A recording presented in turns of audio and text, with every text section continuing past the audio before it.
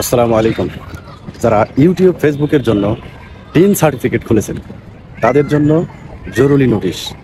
30শে নভেম্বরের মধ্যে যদি টিন সার্টিফিকেট জিরো রিটার্ন না দেওয়া হয় সেক্ষেত্রে আপনাকে জরিমানা গুনতে হবে। তো কিভাবে জিরো রিটার্ন করবেন বিস্তারিত এ টু জেড থাকছে এই ভিডিওতে। প্রথমে ক্রোম ব্রাউজারটা ওপেন করে নেবেন। সার্চ বারে লিখবেন ই রিটার্ন, লেখার পর সার্চ করে দিবেন। তারপর ই রিটার্ন নামে এই অপশনের উপর ক্লিক করে দিবেন। ই রিটার্নে ক্লিক করবেন, আই এম অলরেডি রেজিস্টার্ড এখানে ক্লিক করবেন। তারপর আপনার টিন সার্টিফিকেট নাম্বার এবং পাসওয়ার্ড ক্যাপচার দিয়ে এটাকে সাইন আপ করে নেবেন। তারপরে চলে যাবেন বাম পাশে রেগুলার রিটার্নে ক্লিক করে দিবেন। তারপর স্ক্রল করে নিচে আসবেন, রিসাইডেন্ট এটাতে ক্লিক করে দিবেন। তারপর নিচে এটাকে নো করে দিবেন। তারপরে হেডস অফ ইনকাম, এটা যদি ইয়েস থাকে এটাকে নো করে দিয়ে ইয়েস ক্লিক করে দিবেন। তারপর নিচে চলে আসবেন, সেভ অ্যান্ড কন্ডিশনে ক্লিক করে দিবেন।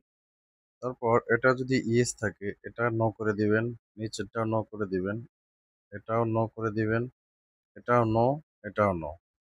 এটা ইয়েসই থাকবে, সেভ অ্যান্ড কন্ডিশনে ক্লিক করে দিবেন। তারপর এটা যদি ইয়েস থাকে এটাকে নো করে দিবেন।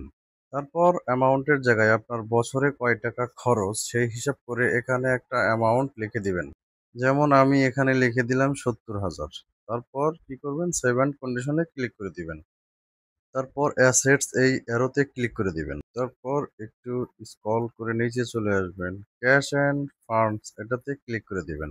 তারপর ক্যাশ ইন হ্যান্ড এটাতে ক্লিক করে দিবেন। তারপর এখানে আপনার হাতে মানে আপনার কাছে কত টাকা আছে যে কোনো একটা অ্যামাউন্ট এখানে লিখে দিবেন। যেমন আমি এখানে আমার কাছে 12,000 টাকা আছে, আমি 12,000 টাকা লিখে দিলাম।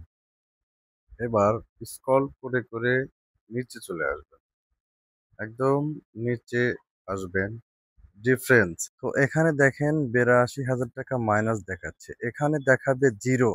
তো কি করবেন চলুন, তো এবার স্ক্রল করে উপরে যাবেন, উপরে গিয়ে দেখতে পাবেন আদার রিসিট নামে অপশন, এখানে ক্লিক করে দিবেন। তো তারপর যে আপনার বছরে খরচের টাকাটা পেলেন কোথায়, তো এখানে আমি লিখে দিলাম গিফট ফর মাদার, মানে আমার মা আমাকে বছরের খরচের টাকাটা দিয়েছে।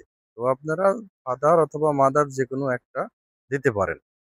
তো তারপর এখানে লিখবেন নীল। এখন ডান পাশে গিয়ে অ্যামাউন্টের জায়গায় টোটাল টাকাটা লিখে দিবেন। আমার 82,000 লিখে দিলাম।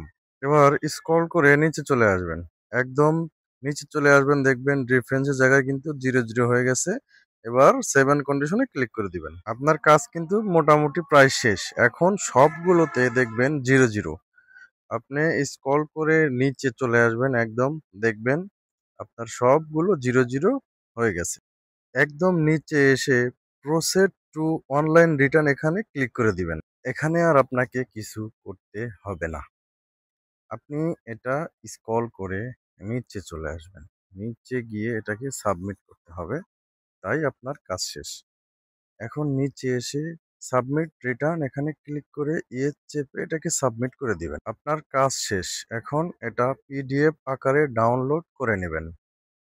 ভিডিওটা ভালো লাগলে শেয়ার করে অন্যজনকে দেখার সুযোগ করে দিবেন। ধন্যবাদ।